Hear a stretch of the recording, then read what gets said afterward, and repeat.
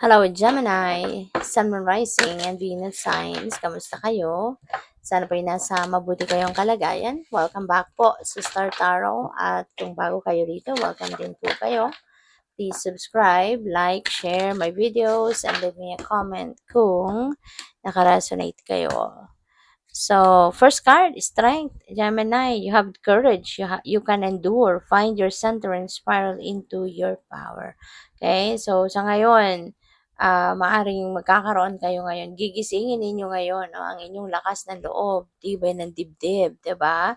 At kaya mo, no? Kaya mong tiisin, no? Ngayon, kung ano man ang mga challenges na maaring nararanasan ninyo, but hindi kayo susuko. Hindi ito yung magpapabagsak sa'yo. Hindi ito yung magpapahina ng inyong kalooban, 'di ba? Kaya sige lang. Okay, tibayan mo lang ang inyong loob, no? Tibayan mo ang inyong tatagan mo, kumbaga, ang inyong dibdib. So we have power, call upon the elements, focus your intentions. The greatest dragon is within you. Alright?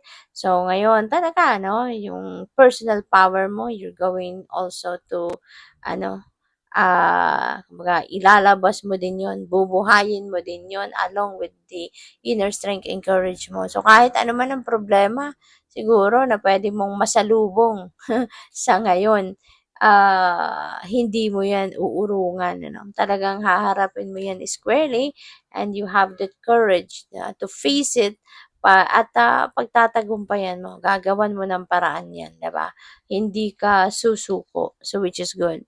You have love, listen to your heart, embrace what makes you happy. There are million reasons to love. Wow. So, napakaganda pa. Pwede, no? Na ang iba sa inyo sa ngayon will be oozing with love. Ayan. So, not necessarily, no, ng love na to is yung ano lang. Hindi lang ito yung sa love and romantic relationship. Hindi lang ito related sa love life. But this could be love, no? For love for yourself, love for your person, love for your family, love for your friends, 'di ba?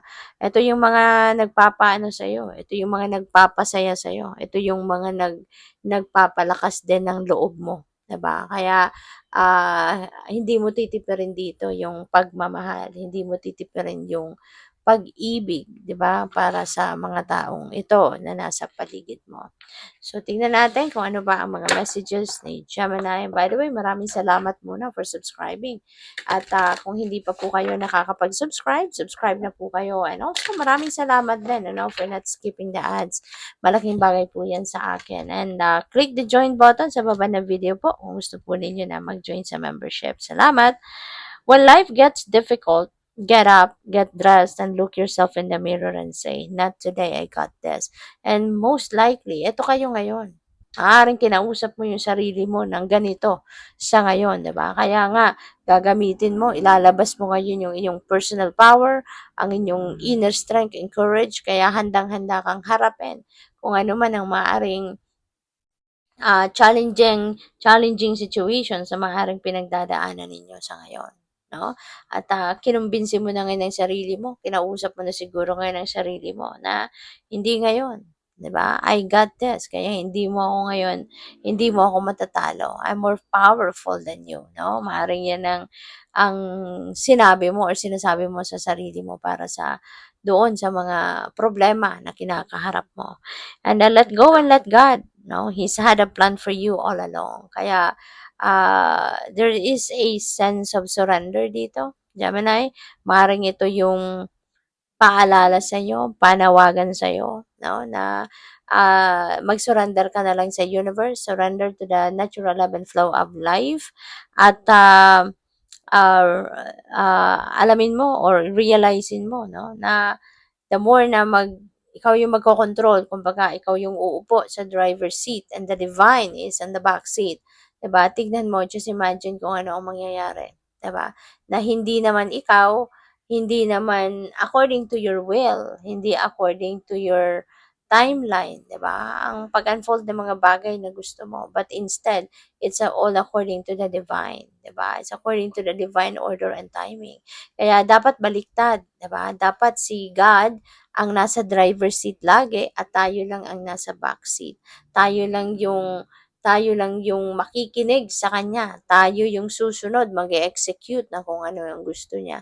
Tayo yung susunod kung saan niya tayo gustong dalhin, hindi ba? Dapat ganon. So, si God ang nasa driver's seat at tayo yung nasa likod. Kaya, paano natin magagawa yon? Release everything, no? Lift it all up to God.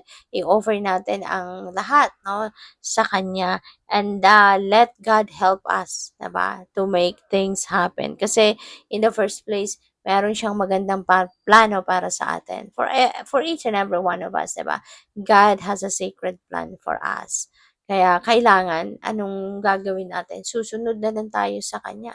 Kasi anyways, yung kagustuhan rin naman niya ang mangyayari, hindi ba? So, mas magandang sumunod tayo sa Kanya, o sumunod tayo sa agos ng buhay para maging stress-free tayo. 'Di ba? At dapat gawin natin yung part natin sa equation na to na siya ang magdidikta sa atin, siya yung magga-guide sa atin kung saan tayo papunta. Then sumunod tayo, no, sa kagustuhan niya para mas smooth sailing ang lahat.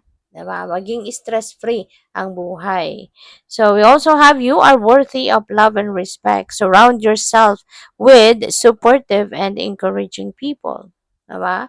So you are worthy of love and respect. Alalahanin mo 'yon. Kaya ang magandang magagawa mo dito is mag-set ka ng boundaries, 'di ba? Kailangan natin ng healthy personal boundaries para hindi natin hayaan na apak-apakan tayo ng ibang tao, hindi natin hayaan na yung ibang tao yung magpatakbo ng buhay natin, yung ibang tao yung magdidikta sa atin, 'di ba? Yung gano'n. Kasi we also have our own judgment. We have our own decisions, 'di ba? At kaya mas kailangan natin yung mga tao, ipaligid natin yung mga taong very supportive, very encouraging, at yung parang walang masamang tinapay sa kanila, hindi ba? Kasi if we are going to surround ourselves with negative thinking people, with mga inggitero, inggitera, 'di ba? Mga marites. Just imagine kung anong pwedeng i-create na vibe noon sa buhay mo. 'Di ba? Kung mga ganong klaseng tao. Kaya mas piliin ninyo, no? Yung mga may busilak din na puso katulad nyo. Mga supportive and encouraging people katulad nyo. Okay? So, good luck. Thank you for watching. Love and light. Namaste.